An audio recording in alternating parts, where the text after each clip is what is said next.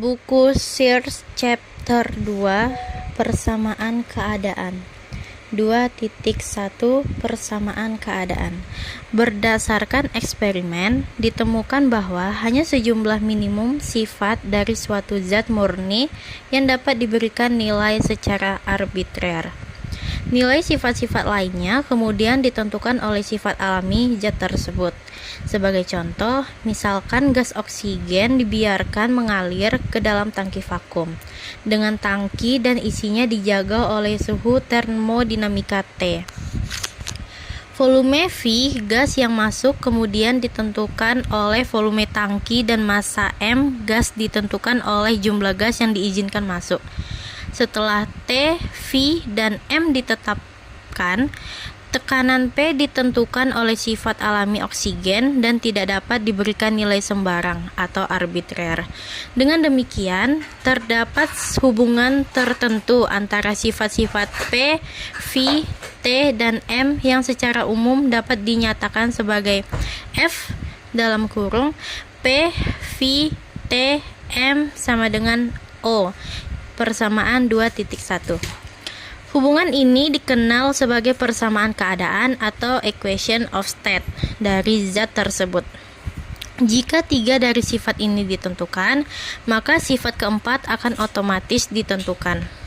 Dalam beberapa kasus, sifat-sifat selain yang tercantum di atas diperlukan untuk menggambarkan keadaan suatu sistem secara lengkap, dan sifat-sifat ini harus dimasukkan dalam persamaan keadaan. Contohnya adalah luas dan tegangan permukaan suatu cairan, magnetisasi dan kerapatan fluks dalam bahan magnetit, dan keadaan muatan sel elektrolit. Namun, untuk saat ini kita hanya akan membahas sistem yang keadaannya dapat dijelaskan secara lengkap oleh sifat-sifat P, V, T, dan M. Persamaan keadaan dapat ditulis dalam bentuk yang hanya bergabung pada sifat alami dari suatu zat dan bukan pada jumlah zat yang ada.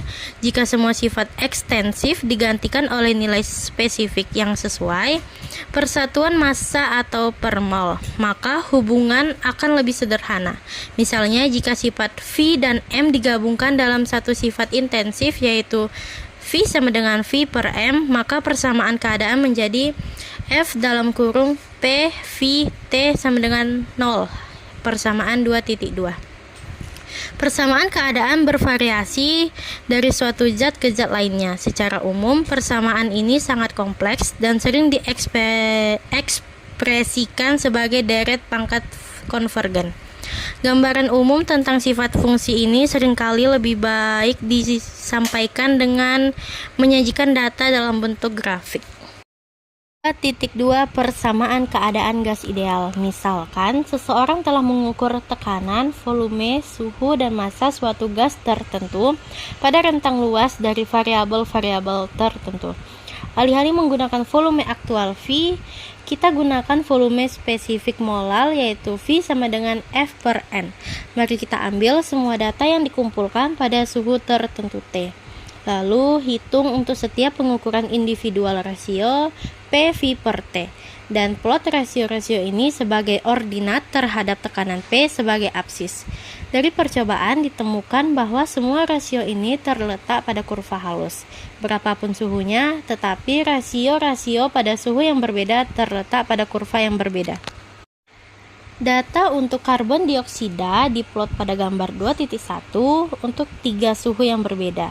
Ciri khas kurva-kurva ini adalah A. Bahwa semua konvergen pada titik yang sama persis pada sumbu vertikal berapapun suhunya, dan B. Bahwa kurva untuk semua gas lainnya juga bertemu pada titik yang sama persis. Batas umum dari rasio PV per T ketika P mendekati 0 disebut konstanta gas universal dan dilambangkan dengan R. Satuan dari PV per T adalah 1 Newton meter pangkat min 2 dikali meter kubik kilomol pangkat min 1 dikali Kelvin pangkat min 1 sama dengan 1 Newton meter dikali kilomol pangkat min 1 Kelvin pangkat min 1 sama dengan 1 Joule kilomol min 1 Kelvin pangkat min 1. Dan nilai R dalam sistem ini adalah R sama dengan 8,3143 dikali 10 pangkat 3 Joule kilomol pangkat min 1 Kelvin pangkat min 1. Nah, gambar 2.1 nilai batas PV per T tidak bergantung pada T untuk semua gas. Untuk gas ideal, PV per T adalah konstan. Oleh karena itu, pada tekanan yang cukup rendah, kita dapat menulis untuk semua gas PV per T sama dengan R atau PV sama dengan RT. Akan lebih mudah jika kita menganggap suatu gas ideal, di mana menurut definisinya perbandingan PV per T tepat sama dengan R sama pada semua tekanan dan temperatur. Persamaan keadaan untuk gas ideal, oleh karena itu, PV sama dengan RT pada persamaan 2.3 atau karena V sama dengan V per N, maka PV sama dengan NRT, yaitu persamaan 2.4. Untuk gas ideal, kurva pada gambar 2.1 menyatu menjadi sebuah garis lurus horizontal tunggal pada ketinggian R di atas sumbu tekanan. 2.3 Permukaan PVT untuk gas ideal. Persamaan keadaan dari suatu sistem PVT mendefinisikan suatu permukaan dalam sistem koordinat persegi panjang, di mana P, V, dan T diplot sepanjang ketiga sumbunya. Sebagian dari permukaan ini untuk gas ideal ditunjukkan pada gambar 2.2. Setiap keadaan kesetimbangan yang mungkin dari gas ideal direpresentasikan oleh sebuah titik pada permukaan PVT-nya, dan setiap titik pada permukaan tersebut merepresentasikan kemungkinan keadaan kesetimbangan. Proses kuasistatik, yaitu suatu urutan keadaan kesetimbangan, direpresentasikan oleh sebuah garis pada permukaan. Garis-garis penuh pada gambar 2.2 merepresentasikan proses pada suhu konstan atau proses isotermal. Garis putus-putus merepresentasikan proses isohorik, dan garis putus-putus panjang merepresentasikan proses isobarik. Gambar 2.3 bagian A dan 2.3 bagian B adalah proyek dari garis-garis pada gambar 2.2 ke bidang PV dan PT. Nah, gambar 2.2 permukaan PVT untuk gas ideal. Dalam proses isotermal untuk massa gas ideal yang tetap, PV sama dengan RT sama dengan konstan, persamaan 2.5. Robert Boyle pada tahun 1660 menemukan secara eksperimental bahwa hasil kali, tekanan, dan volume hampir konstan untuk massa tetap dari gas nyata pada suhu konstan. Fakta ini dikenal sebagai hukum Boyle. Tentu saja hal ini juga berlaku untuk gas ideal menurut definisi. Kurva pada gambar 2.3 bagian A merupakan grafik dari persamaan 2.5 untuk suhu yang berbeda, dan karena itu untuk nilai konstanta yang berbeda. Grafik tersebut merupakan hiperbola sama sisi. Nah, di sini terdapat gambar 2.3, yaitu proyeksi permukaan gas ideal PVT ke A bidang PV dan B bidang PT. Dalam proses pada volume konstan untuk massa tetap gas ideal, P sama dengan NR per V dikali T sama dengan konstan kali T persamaan 2.6. Artinya tekanan merupakan fungsi linear dan suhu T. Garis putus-putus pada gambar 2.3 bagian B merupakan grafik dari persamaan 2.6 untuk volume yang berbeda dan karenanya nilai konstanta yang berbeda. Jika tekanan dari massa gas ideal tetap konstan, maka V sama dengan NR per T dikali T sama dengan konstan kali T persamaan 2.7, dan volume merupakan fungsi linear dari temperatur tekanan konstan. 2.4 Persamaan keadaan gas nyata. Banyak persamaan telah diajukan untuk menggambarkan hubungan P-V-T dari gas nyata yang lebih akurat dibandingkan persamaan keadaan gas ideal. Beberapa persamaan tersebut bersifat murni empiris, sementara yang lain diturunkan dari asumsi mengenai sifat molekuler. Van der Waals pada tahun 1873 menurunkan persamaan yaitu P ditambah A per V kuadrat dikali V dikurang B sama dengan RT, yaitu persamaan 2.8. Besaran A dan B merupakan konstanta untuk setiap gas tertentu, tetapi berbeda untuk gas yang berbeda. Beberapa nilai tercantum dalam tabel 2.1. Kami akan menunjukkan dalam bab 10 bahwa suku A per V kuadrat muncul dari adanya gaya antar molekul dan suku B sebanding dengan volume yang ditempati oleh molekul-molekul itu sendiri. Tetapi untuk saat ini kami akan menganggap persamaan tersebut sebagai persamaan empiris. Pada tabel 2.1, konstanta A dan B dalam persamaan Van der Waals. P dalam Newton meter pangkat min 2, V dalam meter kubik kilomol pangkat min 1, dan T dalam Kelvin. R sama dengan 8,31 kali 10 kubik Joule kilomol pangkat min 1 Kelvin pangkat min 1. Pada volume spesifik yang cukup besar, suku A per V kuadrat menjadi sangat kecil jika dibandingkan dengan P, dan B menjadi sangat kecil jika dibandingkan dengan R. Persamaan Van der Waals kemudian direduksi menjadi persamaan keadaan gas ideal yang harus dipenuhi oleh setiap persamaan keadaan pada volume spesifik yang benar. Pada gambar 2.4 adalah diagram sebagai permukaan V F T gas Van der Waals, dan gambar 2.5 adalah proyeksi sejumlah isoterms pada bidang PV. Ketika diperluas dalam pangkat V, persamaan Van der Waals mengambil bentuk PV kubik dikurang PB ditambah RT dikali V kuadrat ditambah AV dikurang AB sama dengan 0, persamaan 2.9. Oleh karena itu, persamaan tersebut merupakan kubik dalam dan untuk nilai P dan T yang diberikan dan memiliki 3 akar, yang hanya satu yang perlu berupa akar real. Untuk suhu rendah, seperti yang dilambangkan T1 pada gambar 2.5, terdapat 3 akar real positif pada rentang nilai P tertentu. Seiring peningkatan suhu, ketiga akar real tersebut saling mendekati dan pada suhu TE, ketiganya menjadi sama. Di atas suhu ini hanya terdapat satu akar real untuk semua nilai P.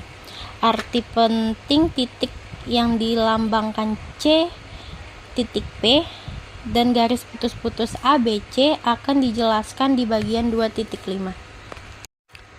Bentuk lain yang berguna dari persamaan keadaan gas real adalah PV sama dengan A ditambah B per V ditambah C per V kuadrat ditambah selanjutnya, yaitu persamaan 2.10, di mana A, B, C, dan lain sebagainya adalah fungsi suhu dan disebut koefisien virial.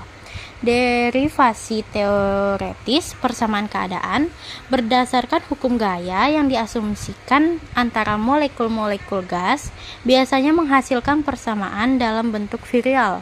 Untuk gas ideal, terbukti bahwa A sama dengan RT dan semua koefisien virial lainnya adalah 0.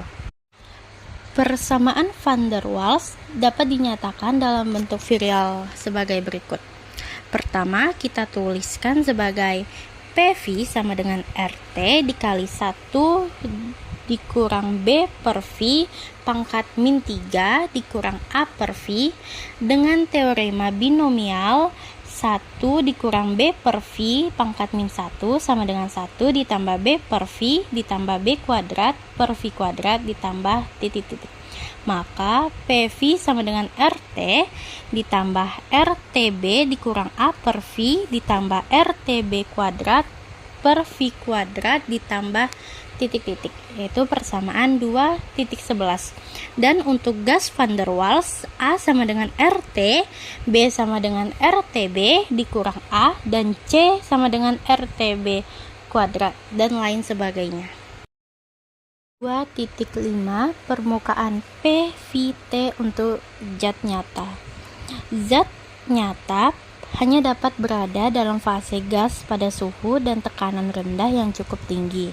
Pada suhu dan tekanan tinggi, transisi terjadi ke fase cair dan fase padat.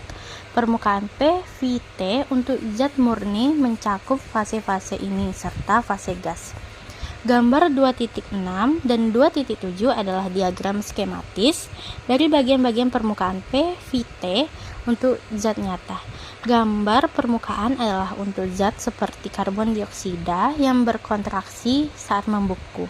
Sedangkan yang kedua untuk zat seperti air yang memuai saat membeku. Kajian terhadap gambar-gambar tersebut menunjukkan bahwa terdapat daerah-daerah tertentu, yaitu rentang variabel tertentu, di mana zat tersebut hanya dapat berada dalam satu fase. Ini adalah daerah yang diberi label padat, cair, dan gas atau uap. Perbedaan antara gas dan uap akan segera dibahas. Di daerah lain yang diberi label padat cair, padat uap, dan cair uap, dua fase dapat berada secara simultan dalam kesetimbangan. Dan sepanjang garis yang disebut garis triple, ketiga fase dapat berada berdampingan. Seperti halnya permukaan PVT untuk gas ideal, setiap garis pada permukaan mewakili kemungkinan proses kuasi-statik atau serangkaian keadaan kesetimbangan. Garis pada gambar 2.6 dan 2.7 mewakili proses isotermal. Bisa sama-sama kita lihat pada gambar 2.6 permukaan PVT untuk zat yang berkontraksi saat membeku. Bagian permukaan tempat dua fase dapat hidup berdampingan disebut permukaan beraturan.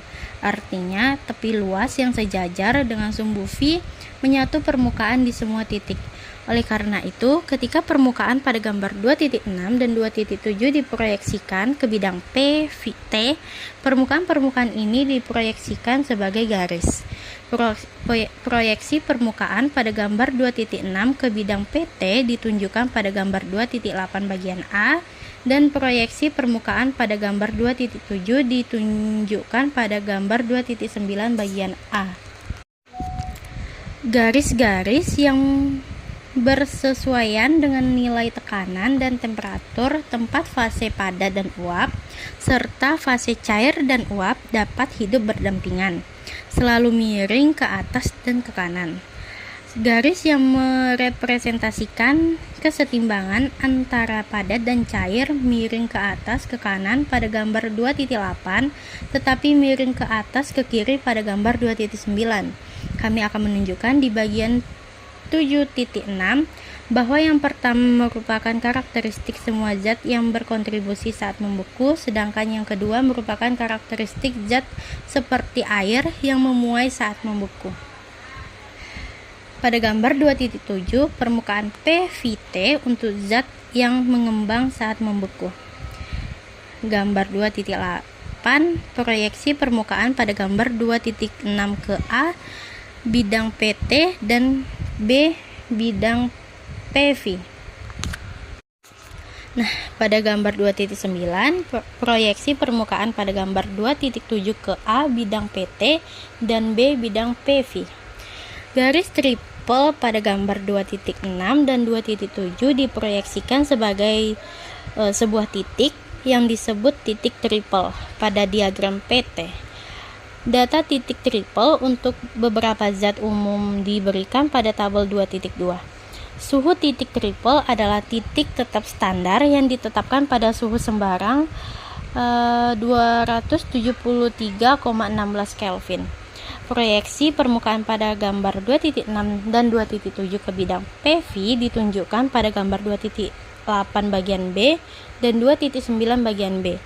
Permukaan juga dapat diproyeksikan ke bidang VT, tetapi proyeksi ini jarang digunakan karena semua fitur penting permukaan dapat ditunjukkan pada dua proyeksi pertama. Tabel 2.2, data titik rangkap 3. Mari kita telusuri perubahan wujud zat yang gambar 2.6 merupakan permukaan PVT dalam suatu proses yang membawa sistem dari titik A ke titik F di sepanjang garis isotermal pada suhu T2. Untuk melakukan proses ini, kita bayangkan zat tersebut berada di dalam silinder dengan piston yang dapat digerakkan. Dimulai dari keadaan yang direpresentasikan oleh titik A, di mana zat berada dalam fase gas atau uap, kita perlahan-lahan meningkatkan tekanan pada piston. Volume awalnya berkurang dengan cara mendekati volume gas ideal. Ketika keadaan direpresentasikan oleh titik B tercapai, tetesan cairan muncul di dalam silinder. Artinya, zat tersebut terpisah menjadi dua fase dengan densitas yang sangat berbeda, meskipun keduanya berada pada suhu dan tekanan yang sama. Volume spesifik fase uap adalah sesuai dengan titik B dan volume spesifik fase cair sesuai dengan titik C. Dengan penurunan volume lebih lanjut, sebagai garis BC, tekanan tidak meningkat tetapi tetap konstan. Fraksi zat dalam fase uap terus menurun dan fraksi dalam zat fase cair terus meningkat. Dalam proses ini, di mana cairan dan uap dapat berada dalam kesetimbangan. Uap disebut uap jenuh dan cairan disebut cairan jenuh. Kata sifat jenuh kurang tepat karena mengingatkan kita pada konsep larutan jenuh, yaitu larutan di mana konsentrasi zat terlarut mencapai maksimum. Tidak ada yang terlarut dalam uap jenuh. Zat yang mengendap keluar seiring dengan penurunan volume bukanlah zat terlarut, melainkan zat yang sama dengan zat penyusun uap tersebut. Tekanan yang diberikan oleh uap atau cairan jenuh disebut tekanan uap. Tekanan uap jelas merupakan fungsi suhu yang meningkat seiring dengan peningkatan suhu. Kurva berhuruf LV pada gambar 2.8 bagian A, proyeksi permukaan cairan uap ke bidang PT adalah kurva tekanan uap. Bentuk umum kurva ini sama untuk semua zat, tetapi tekanan uap pada suhu tertentu sangat bervariasi dari satu zat ke zat lainnya.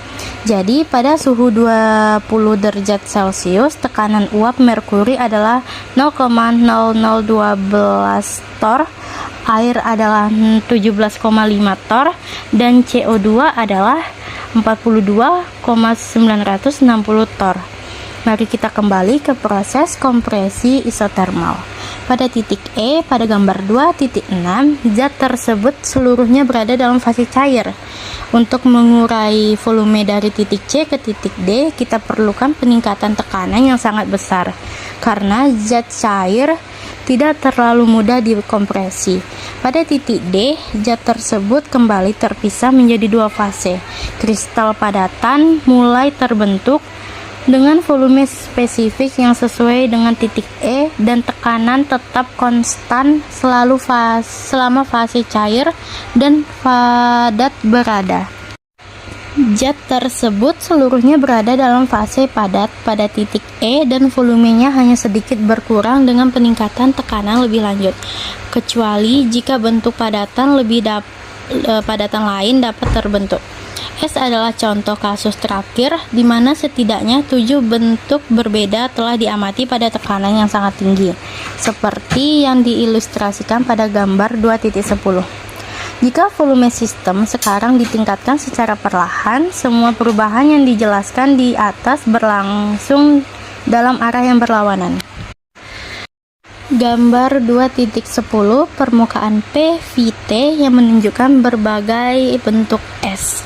Dari studi gambar 2.6 dapat dilihat bahwa jika proses kompresi seperti yang baru saja dijelaskan dilakukan pada suhu yang lebih tinggi, tekanan yang lebih tinggi dan volume spesifik yang lebih kecil akan diperlukan sebelum perubahan dari uap menjadi cair dimulai. Dan ketika zat tersebut sepenuhnya mencair, volume spesifiknya akan sedikit lebih besar daripada suhu yang lebih rendah. Pada suhu tertentu yang dilambangkan dengan huruf TC yang disebut suhu kritis, volume spesifik cairan jenuh dan uap menjadi sama. Di atas suhu ini tidak terjadi pemisahan menjadi dua fase dengan densitas berbeda dalam kompresi isotermal dari volume yang besar. Artinya, fase cair tidak terpisah. Pemisahan menjadi fase gas dan padat dapat terjadi pada tekanan yang cukup tinggi. Nilai umum volume spesifik cairan jenuh dan uap pada suhu kritis disebut volume spesifik kritis Vc, dan tekanan yang sesuai disebut tekanan kritis Pc. Titik pada permukaan PVT yang koordinatnya pada PC, Vc, dan Tc adalah titik krisis. Konstanta kritis untuk sejumlah zat diberikan pada tabel 2.3. Tabel 2.3 konstanta kritis. Misalkan suatu sistem yang awalnya dalam keadaan yang dipresentasikan oleh titik A pada gambar 2.11 dikompresikan secara isotermal. Jika kompresi dilakukan dalam silinder dengan dinding transparan, kita dapat mengamati kondensasi ke fase cair dimulai pada titik di mana isoterm bertemu dengan permukaan cair uap, dan kita dapat melihat fase cair tumbuh dalam jumlah sementara fase uap menurun. Pada keadaan yang dipresentasikan oleh titik B, kita akan yakin bahwa zat dalam silinder sepenuhnya dalam fase cair. Di sisi lain, kita dapat mulai dengan zat dalam keadaan yang sama titik A dan melakukan proses yang dipresentasikan oleh garis dari A ke B yang melengkung di sekitar titik kritis. Proses ini tentu saja tidak isotermal. Keadaan akhir sistem sama pada kedua proses, tetapi pada proses kedua zat tidak pernah terpisah menjadi dua fase. Meskipun demikian, zat tersebut pasti akan digambarkan sebagai cairan yang pada akhirnya proses kedua maupun pada akhir proses pertama. Zat ini memiliki semua sifat zat cair, yaitu zat ini merupakan fluida dengan densitas yang tinggi atau volume spesifik kecil dan kompresibilitas kecil, atau tekanan meningkat cepat untuk penurunan volume yang kecil. Tetapi sifat-sifat terus-menerus berubah dari sifat uap di titik A menjadi sifat cair di titik B. Oleh karena itu, uap dapat diubah menjadi cair tanpa melalui proses kondensasi. Tetapi tidak ada garis pemisah yang jelas yang dapat ditarik untuk memisahkan bagian permukaan PVT yang berlabel cair dari yang berlabel gas atau uap. Sejauh ini kita telah menggunakan istilah gas dan uap tanpa membedakan, dan perbedaan ini pada kenyataannya merupakan perbedaan yang dibuat-buat dan tidak perlu. Istilah uap biasanya diterapkan pada gas yang berada dalam kesetimbangan dengan cairannya, yaitu uap jenuh, atau pada gas pada suhu di bawah suhu kritisnya. Tetapi sifat uap tidak berbeda secara esensial dari sifat gas. Ketika suhu gas pada tekanan tertentu lebih besar daripada suhu jenuh pada tekanan ini, gas tersebut dikatakan super panas dan disebut uap super panas. Dengan demikian, super panas identik dengan tak jenuh. Perlu dicatat bahwa istilah tersebut tidak selalu menyeratkan suhu tinggi. Suhu jenuh nitrogen pada tekanan 0,8 bar atau tekanan parsialnya di atmosfer bumi adalah minus 197,9 derajat Celcius, sehingga nitrogen di atmosfer bumi selalu super panas. Kita mungkin bertanya-tanya, apakah tepi permukaan padat cair saling mendekati seperti tepi permukaan cair uap? Dan apakah ada titik kritis lain untuk transisi pada cair? Titik kritis tersebut belum pernah diamati, artinya selalu ada perbedaan volume atau densitas spesifik yang terbatas antara fase cair dan padat suatu zat pada suhu dan tekanan yang sama. Hal ini tidak menutup kemungkinan adanya titik kritis tersebut pada tekanan yang sama tinggi. Gambar 2.11, dua proses yang menghasilkan gas. Pemisahan fase diamati pada proses isotermal, tetapi tidak pada proses lainnya. Sekarang perhatikan perubahan fase dalam proses isobarik. Misalkan kita memiliki bejana berisi cairan yang terbuka ke atmosfer pada tekanan P1 dalam keadaan yang dipresentasikan oleh titik A pada gambar 2.11. Jika suhu dinaikkan pada tekanan konstanta, titik representatif bergerak sepanjang garis isobarik ke titik B. Ketika titik B tercapai, sistem terpisah menjadi dua fase. Satu direpresentasikan oleh titik B dan yang lainnya oleh titik A. Volume spesifik fase uap jauh lebih besar daripada volume spesifik fase cair, dan volume sistem meningkat secara signifikan. Ini adalah fenomena umum mendidih. Jika wadah terbuka, uap berdifusi ke atmosfer. Dengan demikian, suhu Tb saat cairan mendidih hanyalah suhu di mana tekanan uapnya sama dengan tekanan eksternal, dan kurva tekanan uap pada gambar 2.8 bagian A juga dapat dianggap sebagai kurva titik didih. Jika zat yang digambarkan pada 2.11 adalah air, atau sebenarnya garis pada cair untuk air miring ke arah yang berlawanan adalah tekanan P1 adalah 1 atmosfer. Suhu Tb yang sesuai adalah 373 Kelvin. Kurva tekanan uap selalu miring ke atas ke kanan, sehingga peningkatan tekanan eksternal selalu mengakibatkan peningkatan suhu didih dan sebaliknya. Gambar 2.12 perubahan fase dalam proses isobarik. Jika dimulai dengan cairan di titik A pada gambar 2.12, suhu diturunkan sementara tekanan dijaga konstan. Titik representatif bergerak sepanjang garis isobarik ke titik D. Pada titik ini, sistem kembali terpisah menjadi dua fase. Satu direpresentasikan oleh titik D dan yang lainnya oleh titik E.